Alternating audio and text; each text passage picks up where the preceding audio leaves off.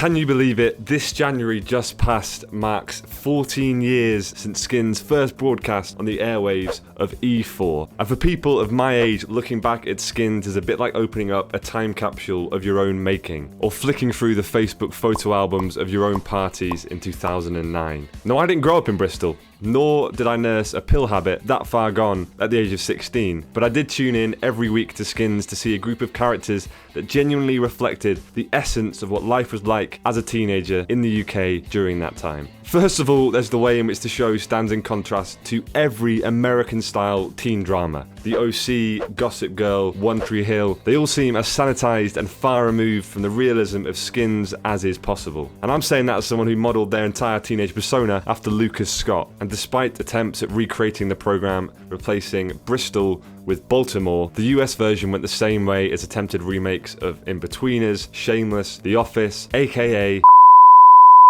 But equally, Skins is also notable for the extent to which, in retrospect, it served as an incubator for today's global British stars. Nicholas Hoult, Dev Patel, Daniel Kaluuya, Hannah Murray, Danny Dyer. Fucking bollocks, for fuck's sake, don't bollock fucking Nate.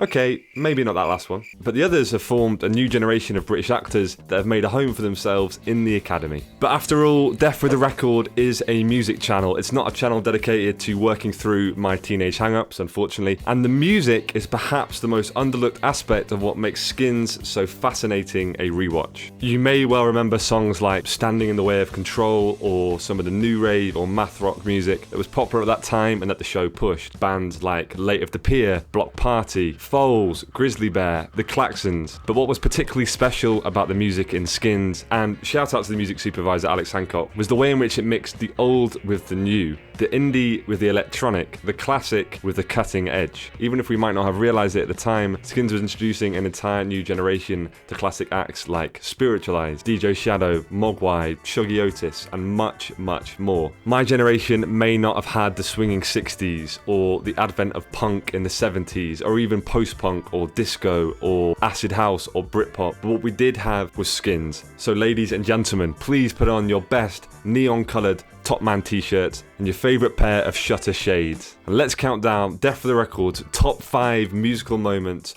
of the series Skins. Number 5, Beach Boys, God Only Knows.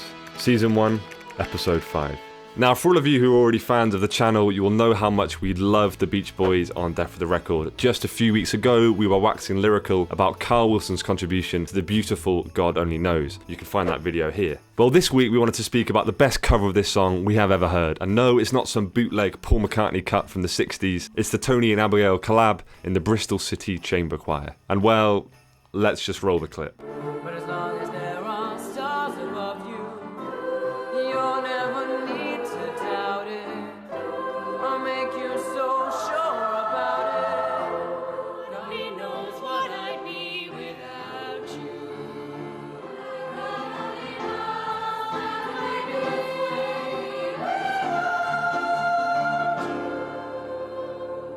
On a level, in all his acting career, has Nicholas Hoult ever played anyone quite as treacherous as early days Tony Stoneham? It's really hard to know where to start with this scene. Horrendous lip syncing, estate agent haircut, dressed like a complete twat, utterly humiliating his girlfriend. Making things even worse, as I remember it, he then goes on to tell Sid to graft Michelle and then snakes his own best friend later on in the episode. And maybe this closing comment will lose us a few of our followers, but fuck it, I'm gonna say it. I wasn't even that upset when Tony got hit by that bus in the series finale. The truth is, I love you. Number 4, Shy FX, Original Nutter. Season 1, Episode 3.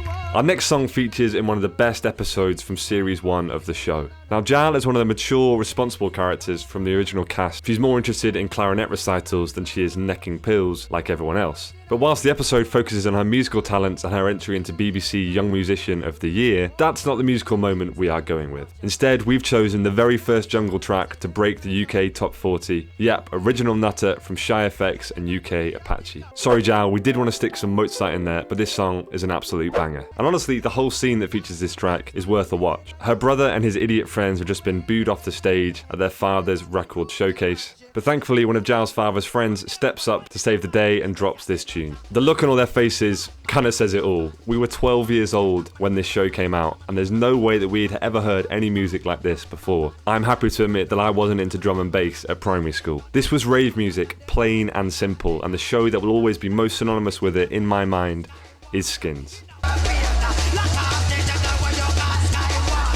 Number 3, The Fall, Totally Wired, Season 1, Episode 1. Now, this is probably one of the less obvious choices on our list. The track isn't playing for particularly long or even particularly loudly, but still it really manages to hit the mark in the first ever episode of Skins. I can't imagine there was much dialogue between Marquis Smith and the musical supervisors at Skins about having Totally Wired on the soundtrack. If I'm honest, Skins kind of feels like it would be Marquis Smith's worst nightmare. But then again, almost everything seemed to be Marquis Smith's worst nightmare, so it's fair game as far as I'm concerned. Regardless, just as things start kicking off at Abigail's party, with Chris getting mud all over her Iranian rug, this track starts to play. But let's be honest, it probably wasn't the choice of MC Hugo on the decks. And we're going to have a tremendous time, yeah? Yeah! So let's shizzle on this dizzle and party down! Yeah, he really looks like an archetypal Fall fan. As a side note, this has to be one of Chris's finest moments in the entire programme. He storms into the posh girls' party, steals mobile phones, gets the whole crew kicked out, and then has this iconic interaction with a really intense Polish girl. I think she likes you, Chris. Safe? We steal car, then make fuck. English boy, yes? Yeah. Skins really was wild, wasn't it?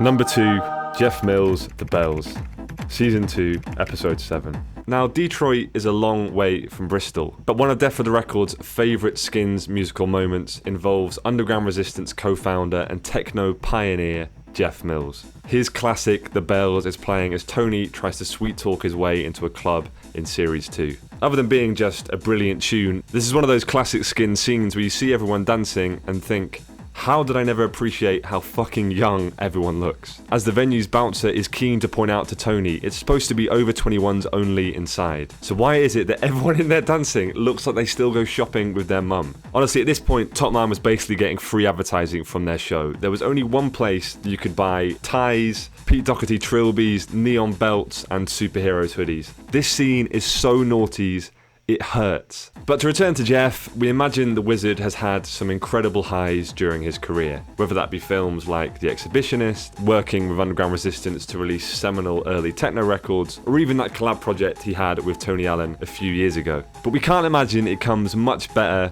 than watching Pandora on her first ever pill, listening to The Bells, and telling Tony, "The music's beautiful." Yes, it is, Pandora. Yes, it is. Number 1.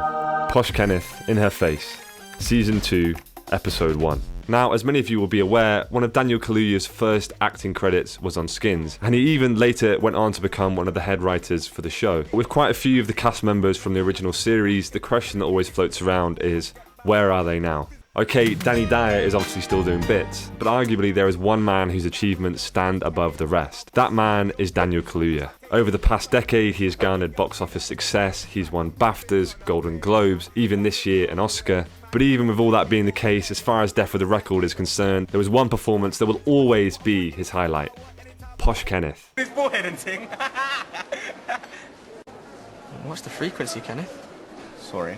But PK wasn't just known as the Muppet who tried to hide his privileged background with street lingo. Oh no, there was so much more to his character, and this guy had serious bars. Take the first episode of Season 2. The gang are all out at a rave, and Posh Kenneth steps up to the plate and absolutely smashes it. Seriously, check this out, roll the clip. I'd like to sing a little ditty that I hope you'll rather enjoy. Alistair, would you mind pressing play, please? Thanks awfully. Hey, Southward, right? Give me a rhythm, cuz.